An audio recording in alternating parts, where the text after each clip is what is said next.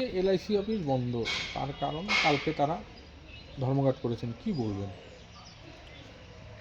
কালকে ধর্মঘট ছিল, এলআইসি অফিসে কেউই আসেনি, কমপক্ষে ব্রাঞ্চ ম্যানেজারের আসা উচিত ছিল, আমি নিজেও গিয়েছিলাম। কালকে আসলেন না কেউ, আজকে আসলেন। প্রচুর কাস্টমার সেখানে কালকে ছিল, তারা বিরক্ত হয়েছেন। তাদের মধ্যে আমাদের দলের লোকও ছিল।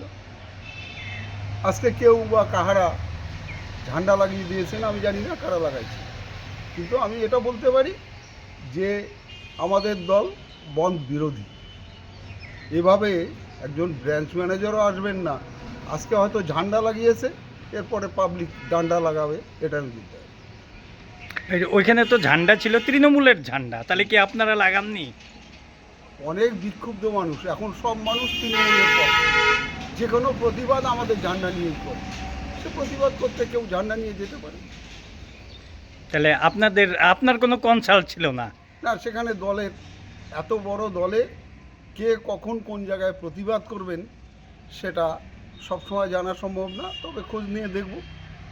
তবে এদের যে আন্দোলন করার অনেক পদ্ধতি আছে, মানুষকে হয়রান করে এই আন্দোলন করা উচিত।